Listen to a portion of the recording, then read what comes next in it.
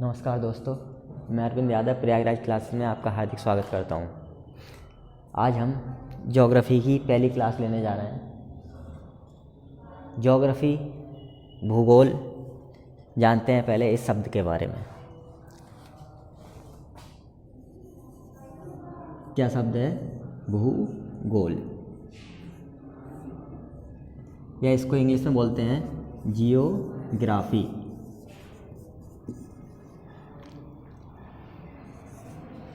ठीक, ये ज्योग्राफी जो शब्द है ये कहाँ से आया, कैसे बना, इसका नाम कहाँ से आया, थोड़ा सा पहले इसके बारे में जानते हैं, है ना। तो भूगोल ज्योग्राफी जो शब्द है ये एक यूनानी शब्द है। कहाँ से? यूनानी। ये दो शब्दों से मिलकर बना है, जियो प्लस ग्राफीन। जियोग्राफी, जियो मतलब पृथ्वी, ग्राफीन मतलब का अर्थ होता है वर्णन। यानी हम सरल शब्दों में कह सकते हैं कि पृथ्वी का जो वर्णन है वही क्या है? जियोग्राफी या भूगोल। समझ में आया? पृथ्वी का वर्णन क्या कहलाएगा? जियोग्राफी। कहाँ से आया ये शब्द? ये शब्द आया है यूनान से। यूनानी भाषा का ये शब्द है। यूनानी का मतलब समझते हैं ग्रीक भाषा का। यूनानी यानी ग्रीक भाषा का शब्द है जियोग्राफी। पृथ्वी का वर्णन, पृथ्वी का जो वर्णन है वो क्या कहलाएगा? जियोग्राफी या भूगोल। ठीक है। अब बात यह है, ज्योग्राफी शब्द जो भूगोल है इसके जनक कौन है? कोई ना कोई तो ऐसा रहता है भाई जिसको पहली बार जो उत्पत्ति करता है किसी का, तो क्या कहलाता है? जनक कहलाता है, उसका फादर कहलाता है। ठीक है। ज्योग्राफी का जनक कौन है इसके बारे में थोड़ा सा जानते हैं। एक भूगोल के जनक हैं हिकेटियस। भूगोल के जनक कौन है? भूगोल के जनक कौन है? हिकेटियस।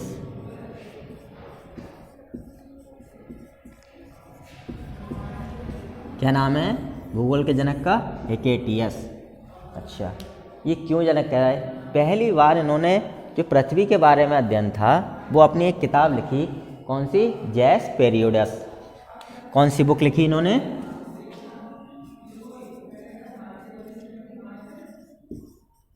जैस पेरियोडस। ये किसकी है लिखी हुई है? हिकेटियस की। हिकेटियस को इसलिए क्या कहा जाता है? फादर ऑफ ज्योग्राफी, भूगोल के जनक या फादर ऑफ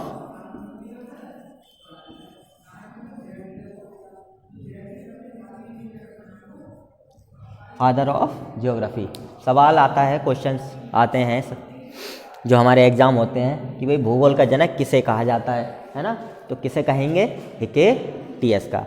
लेकिन अगर सवाल आता है कि व्यवस्थित भूगोल का जनक कौन है? व्यवस्थित का मतलब ये है जो ज्योग्राफी हम लोग आज पढ़ते हैं, क्रमबद्ध तरीके से पढ़ते हैं, उसके जो वर्णन है वो किसने किया सबसे पहले? तो उसके लिए अगर ये सवाल आता है कि व्यवस्थित भूगोल का जनक कौन है, तो फादर ऑफ ज्योग्राफी जो हम बता रहे हैं हिकेटियस, ये जवाब उत्तर नहीं होगा। क्यों? क्योंकि व्यवस्थित जो भूगोल है इसके जो जनक हैं वो इरेटोस्थनीज हैं। क्या सवाल आएगा? व्यवस्थित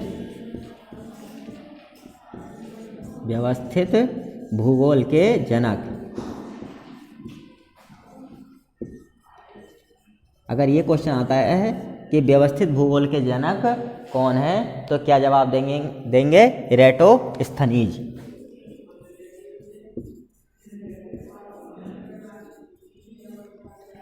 इरेटोस्थनीज। व्यवस्थित भूगोल के जनक कौन है? इरेटोस्थनीज। अच्छा, एक बात और जान लेते हैं कि हम जो मैप देखते हैं आजकल, चाहे वर्ल्ड का मैप हो या हमारी इंडिया का मैप हो, कभी कभी क्वेश्चन आता है कि विश्व का जो मानचित्र है वो किसने बनाया? तो क्या बताएंगे? एनेक्जीमेंडर। विश्व का मानचित्र किसने बनाया? विश्व का मानचित्र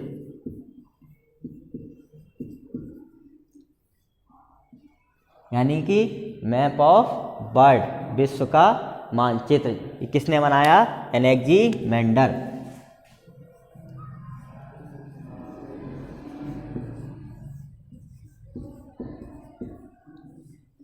एनेक्सीमेंडर किसने बनाया?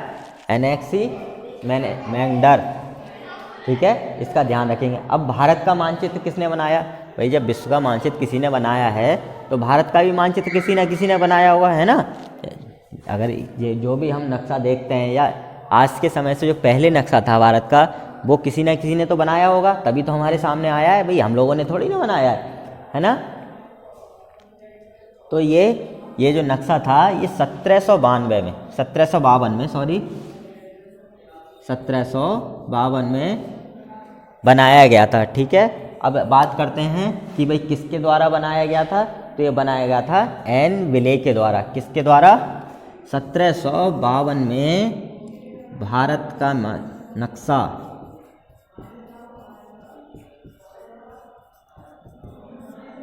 एन विले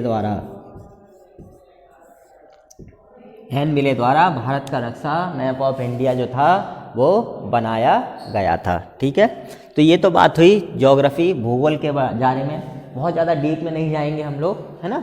थोड़ी सी जानकारी थी, जो क्वेश्चन आते हैं वो मैंने आपको बता दिए इस चीज़ से रिलेटेड। अब बात करते हैं ज्योग्राफी की। आज जो फर्स्ट क्लास है वो हम शुरुआत करेंगे सौर मंडल से। कहाँ से शुरुआत करेंगे?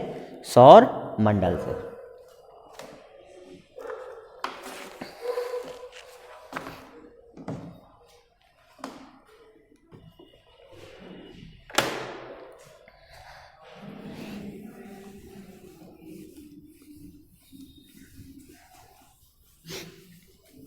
सबसे पहला जो हमारा आज की क्लास है वो किस पर रहेगी? सौर मंडल, सोलर सिस्टम पे। क्या है हमारा सोलर सिस्टम? ठीक है, क्या क्या है हमारे सोलर सिस्टम में, कैसे उत्पन्न हुआ ये सोलर सिस्टम हमारा, कैसे बना सोलर सिस्टम, इस सब के बारे में हम आज जानेंगे। ठीक है, टॉपिक क्या है आज का? सौर मंडल।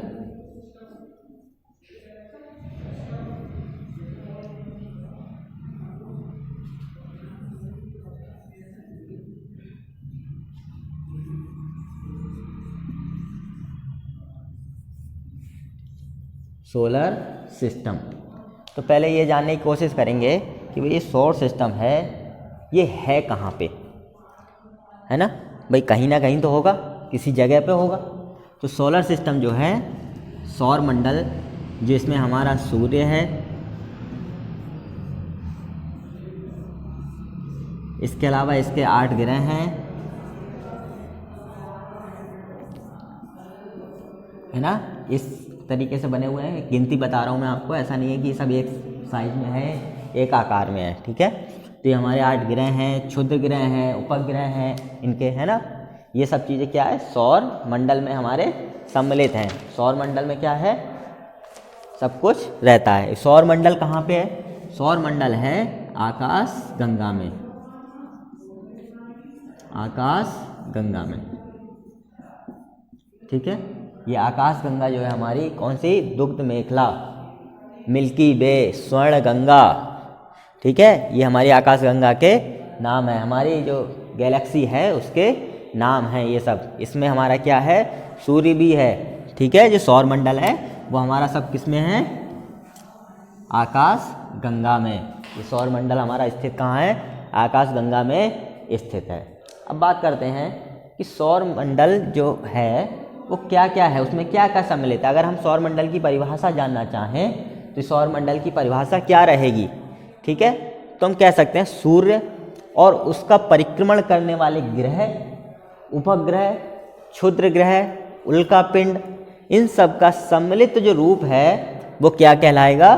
सौर मंडल, सोलर सिस्टम। ये सभी सोलर सिस्टम के क्या हैं? भाग हैं। ठीक है, इन सबको मिला के क्या बनता है? सौर मंडल बनता है। ठीक है, अच्छा, तो सूर्य, उसके ग्रह, इन ग्रहों के उपग्रह, क्षुद्र ग्रह, उल्कापिंड, पुच्छल तारे, ये सब क्या भाग, किसके भाग हैं?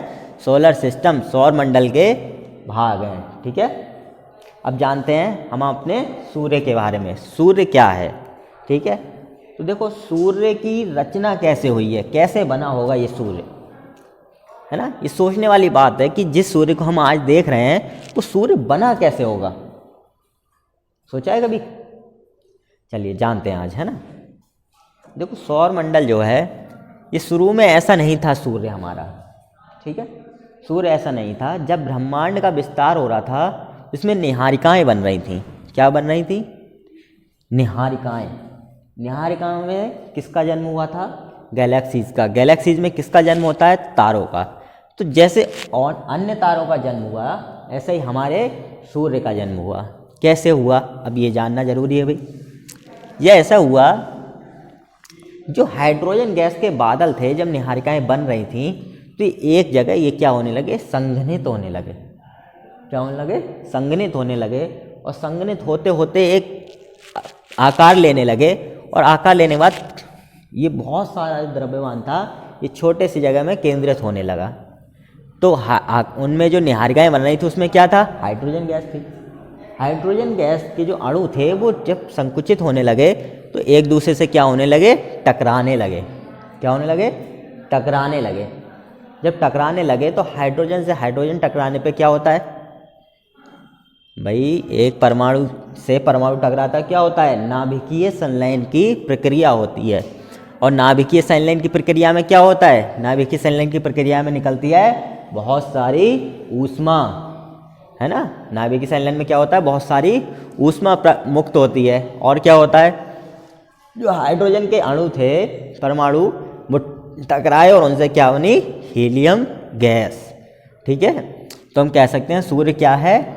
हाइड्रोजन हीलियम के जो क्रिया थी हाइड्रोजन से हीलियम बनने की, उसके फलस्वरूप उत्पन्न हुआ एक क्या है? तारा है। ठीक है, क्या है? सूर्य तारा है। पता चल गया ना कैसे बना सूर्य? कैसे ऐसे ज्वालाएं फेंक रहा है, इतनी तीव्र ऊर्जा कैसे दे रहा है हम लोग के लिए। ठीक है, अच्छा अब थोड़ा सा सूर्य के बारे में जानते हैं कि भाई सूर्य है कैसा तारा। ये तो पता चल गया कि सूर्य तारा है, लेकिन कैसा तारा है? देखो सूर्य जो है एक मध्यम आकार का पीला तारा है। कैसा है?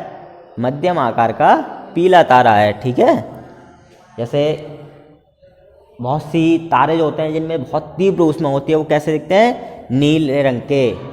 ठीक है, नीले रंग के।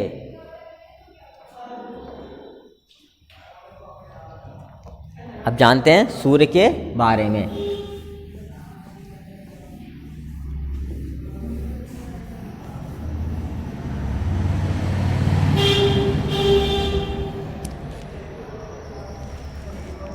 किसके बारे में जानेंगे? सबसे पहले सूर्य के बारे में या सन। तो सबसे पहली बात हमने क्या बताई कि सूर्य जो है वो मध्यम आयु का एक तारा है। सूर्य क्या है? सूर्य एक मध्यम आयु का तारा है।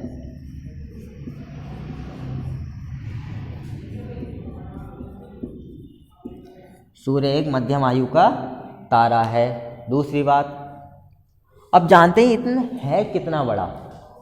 भाई हमारी पृथ्वी है उससे कितना बड़ा है? तो मैं आपको बता दूं कि सूर्य का जो व्यास है हमारी पृथ्वी से 109 गुना ज़्यादा है। 109 गुना। ठीक है, कितना ज़्यादा है? 109 गुना। और सूर्य के व्यास की बात करते हैं अब हम, है ना।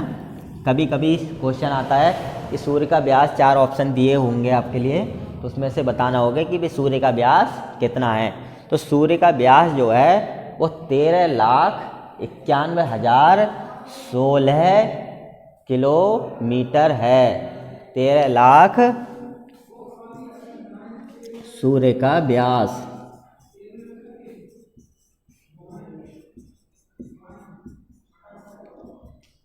तेरह लाख 91,000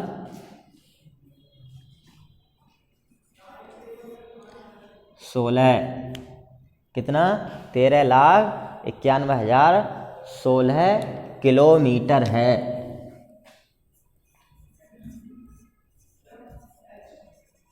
ठीक है, ये ध्यान रखेंगे, क्वेश्चन पूछा जाता है अक्सर।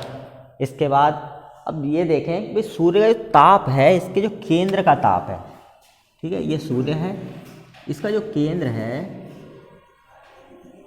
इसका ताप कितना है? कितनी तेज ऊष्मा फेंक रहा है, तो इसके अंदर का ताप कितना है। तो हम ध्यान रखेंगे इसका केंद्र का ताप है,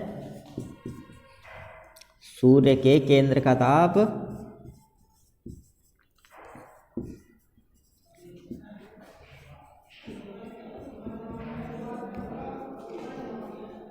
15 मिलियन डिग्री सेंटीग्रेड। कितना है? 15 मिलियन डिग्री सेंटीग्रेड क्या है? सूर्य का ताप है। और वर्तमान में कितनी आयु का है सूर्य? इस समय कितना बड़ा हो चुका है? तो सूर्य की वर्तमान आयु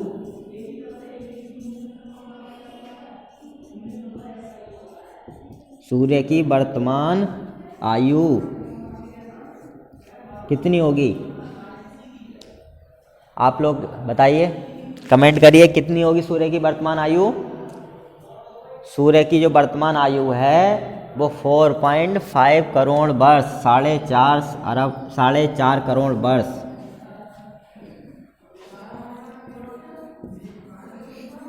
कितनी है? 4.5 करोड़ वर्ष सूर्य की क्या है? आयु है इस समय वर्तमान में।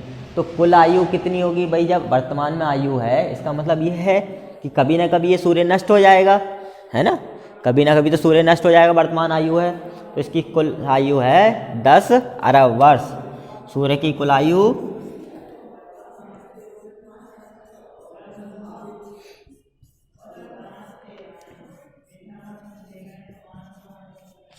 आयु कितनी है? 10 अरब वर्ष। ये क्या है? इसकी कुल आयु है 10 अरब वर्ष। ठीक है। अब ये जानते हैं भाई, सूर्य हमारी पृथ्वी से है कितना दूर?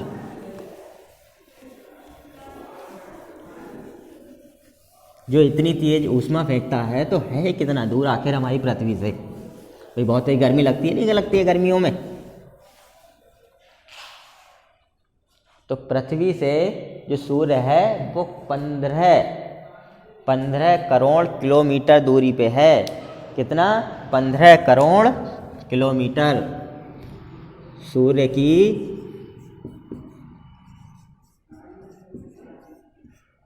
पृथ्वी से दूरी।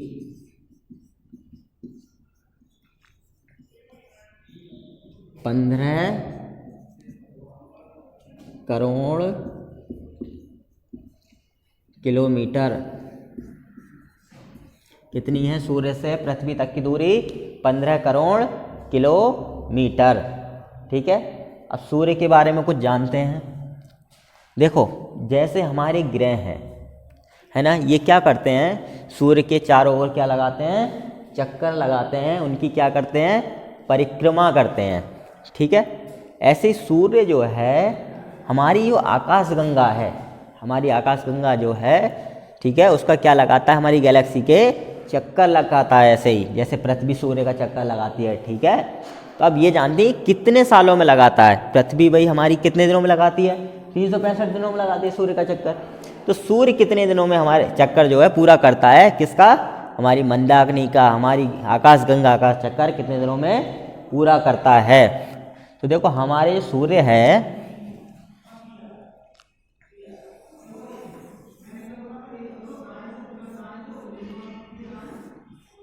जो हमारी आकाशगंगा है, इसका एक पूरा चक्कर कितने दिनों में पूरा करता है सूर्य?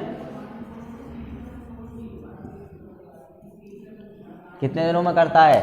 25 करोड़ वर्ष में। कितने दिनों में?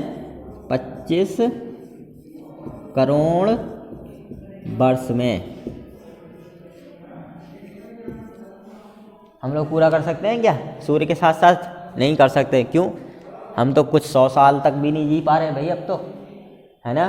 तो ये तो 25 करोड़ वर्ष में पूरा करता है। कहाँ पता चलेगा चक्कर पूरा किया नहीं किया, है ना। तो कितने दिनों में पूरा करता है हमारे इसके आकाशगंगा के चक्कर?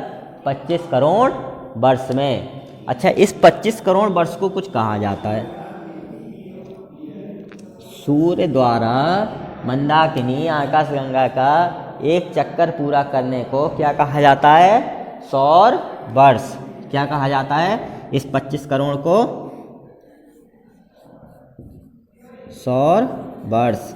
एक सौर वर्ष में कितने दिन होते हैं? 25 करोड़।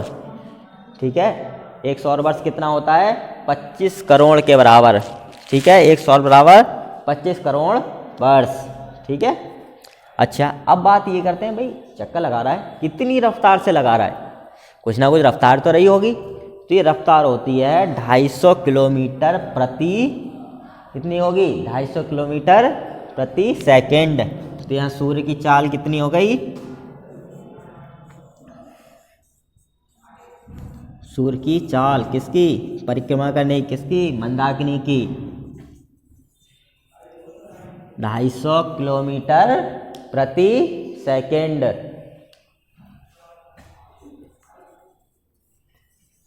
ढाई सौ किलोमीटर पर सेकंड की रफ्तार जो है, इतनी चाल से ये सब क्या कर रहा है? सूर्य चक्कर लगा रहा है। जब भाई सूर्य हम लगा रहे हैं क्या भाई, जब सूर्य लगा रहा है तो पृथ्वी उसके साथ लगा रही है, यानी पूरा सौर मंडल चक्कर लगा रहा है। ऐसा थोड़ी नहीं पृथ्वी यहीं रह जाती, सूर्य चला जाता है चक्कर लगाने के लिए।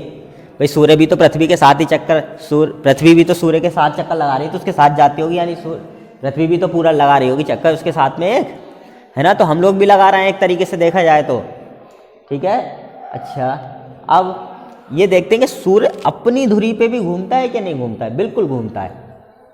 सूर्य जैसे पृथ्वी हमारी अपनी धुरी पर घूमती है, ऐसे सूर्य भी अपने अक्ष पर, अपनी धुरी पर घूमता है। ठीक है, चाहो तो ये सब आप लोग नोट कर सकते हो, है ना।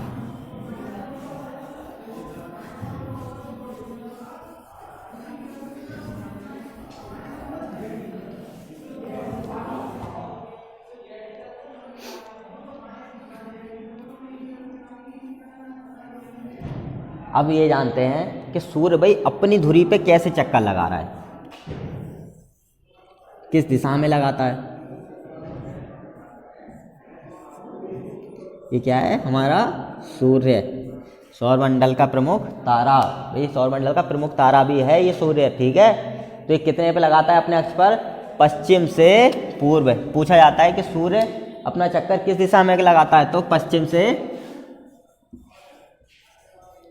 सूर्य अपने अक्ष पर पश्चिम से पूर्व,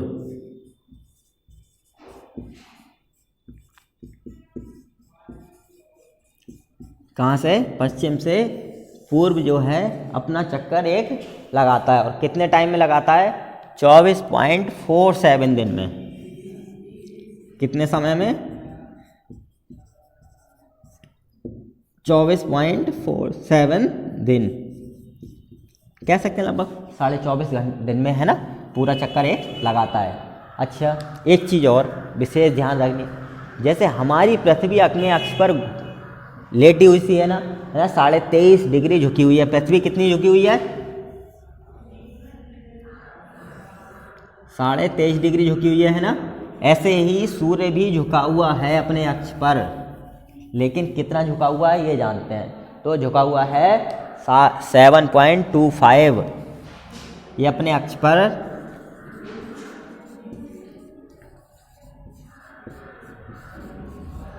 7.25 डिग्री झुका हुआ है। सूर्य अपने अक्ष पर कितना झुका हुआ है? 7.25 डिग्री झुका हुआ है। ठीक है, अच्छा इसको कहते क्या है? इसको कहते हैं सौर परिभ्रमण। सौर परिभ्रमण कितने दिनों में कंप्लीट होता है? 24.47 दिन में कंप्लीट होता है। ठीक है, ये वैसे ध्यान, सौर परिभ्रमण कितने दिनों का होता है?